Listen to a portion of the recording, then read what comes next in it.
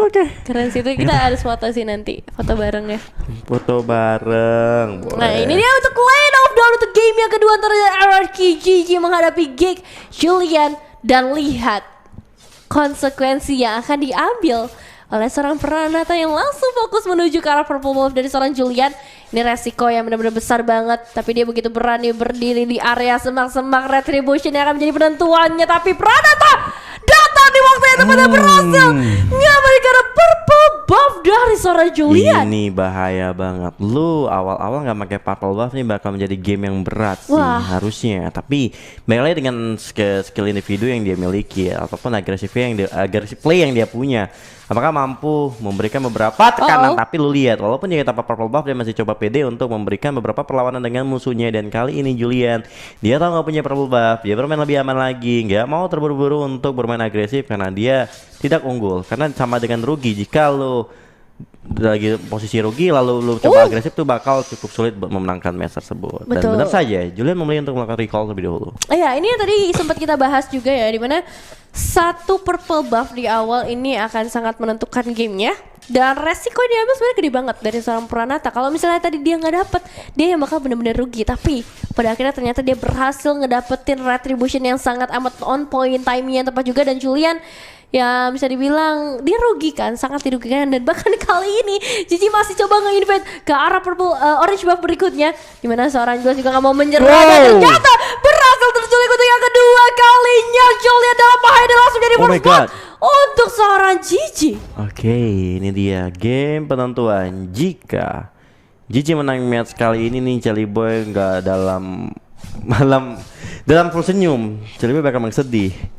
Tapi ingat lagi, jika tetap Gig Julian yang mendapatkan 2 poin, ini Gigi yang bakal cukup sulit buat lolos ke babak playoff. Dan ini dia, Gigi menunjukkan taringnya. Gigi mulai galak kali ini. First blood, 1 poin diamankan. Purple buff terus menerus coba diamankan juga. Julian sedikit tertekan tentunya, tapi kayaknya apakah dia bisa buat ke counter play satu buat gameplay yang dibikin oleh seorang Gigi. Tapi ini mendapatkan purple buff berbanding 1 level, masih bisa pakai perlawanan. Tapi Julian masih mau mundur terlebih dahulu. Ya, ini 2 buff bisa dibilang sangat amat merugikan bagi seorang Julian. 600 perbedaan gold di 3 menit yang pertama bukan jadi hal yang wajar. Dan 1 perbedaan level, tapi Phantom Execution-nya lagi-lagi kode karena seorang Jules. Sayang sekali, ini damage yang bakalan benar-benar terasa. Dan untungnya sih sebenarnya masih bisa dihindarkan oleh seorang Jules itu sendiri. Tapi Pranata atau seorang Gigi masih belum menyerah di sini, masih benar-benar pengen ngasih gangguan sebanyak-banyaknya ke arah seorang Julian. Agresif dilawan agresif, ini bakal cukup sulit. Baik lagi seperti yang pernah dikatakan seorang bocil Coolfire ya, pernah waktu di interview, kalau gak dapet purple dia udah mendingan gue seru-seruan aja karena bakal cukup sulit gue balikin keadaannya. Tadi bener aja. Sebenarnya dialami seorang Julian kali ini, dia kehilangan purple buff di awal, gamenya benar tertekan banget, malah dia udah kehilangan 1 poin kill kali ini.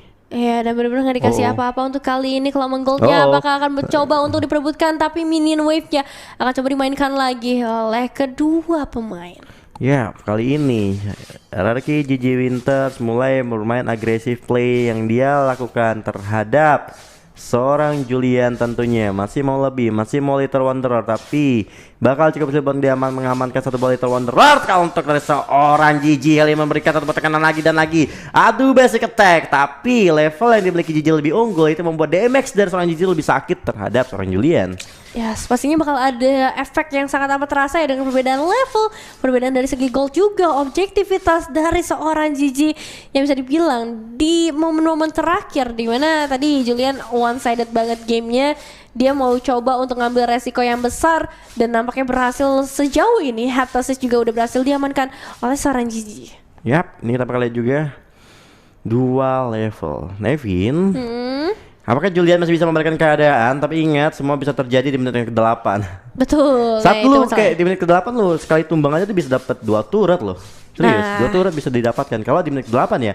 Tapi kalau lu tumbang di menit-menit awal kayak ini ya masih bisa coba untuk berikan keadaan gitu dengan lu farming. Betul. Coba untuk mengejar tertinggalan gitu. Tapi yang gue lihat dari Gigi ini pinter banget. Dia coba ngikutin Julian kemanapun Julian pergi.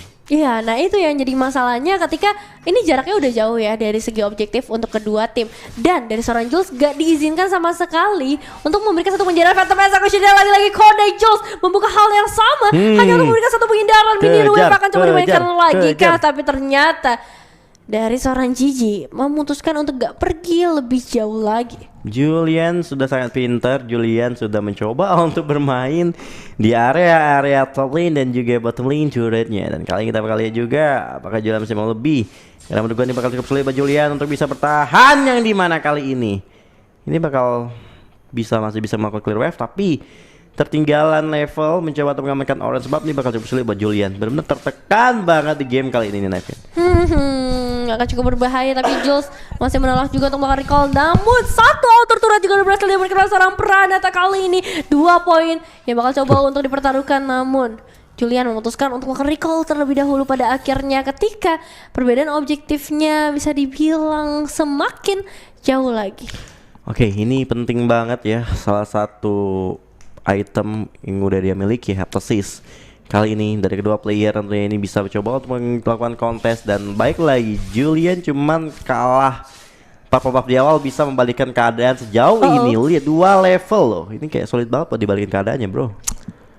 Sulit tapi bukan gak mungkin ya. Karena ya dari Julian sendiri memasuki ke arah menit-menit akhir. Satu eliminasi saja yang dibutuhkan untuk mengembalikan keadaannya. Namun pergerakan dari seorang Gigi ini yang cukup membingungkan, gimana caranya untuk narik seorang Gigi ini sampai ke arah turret atau ngebuat Gigi yang berdarah-berdarah terlebih dahulu.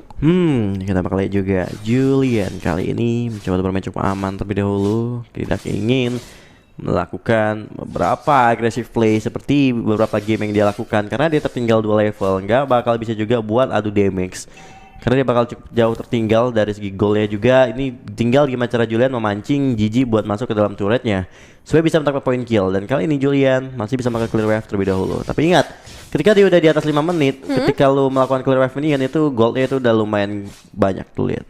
Betul. Jadi ini bisa jadi satu kesempatan juga sebenarnya untuk melakukan pengejaran. Namun lihat apa yang dilakukan oleh seorang Gigi. Kali ini fokus ke arah turtle-nya terlebih dahulu, mengamankan 1 turtle. Semakin bakal coba untuk ditinggal dari objektivitasnya. Dan Jules bisa mengamankan orange buff-nya memang tanpa adanya satu kontestasi. Namun Hunter Strike yang diamankan terlebih dahulu oleh seorang Gigi. Oke, 1 buah item telah dibeli, yaitu Hunter Strike, teman-teman. Tapi kita bakal lihat kali ini Purple buff again and again. Bakal diberi kontes kembali kah? Apakah bakal diberikan dengan cuma-cuma? Tapi kali ini Gigi Winters benar-benar coba untuk bermain save kembali. Sedangkan Julian The Prodigy kali ini mencoba memberikan damage dengan Thorn-Rush-nya, tapi belum bisa buat mendapat 1 point kill terhadap seorang Gigi. Masih belum bisa mendapatkan poin eliminasi tambahan, baik itu dari seorang Julian ataupun seorang Gigi. Tapi purple buff-nya diambil lagi oleh seorang Pranata. Oke, levelnya OTW 3 level kata teman-teman. Kita bakal lihat kali ini di mana Gigi cukup unggul pada game kali ini, yang membuat Julian nggak bakal bisa bernafas lega.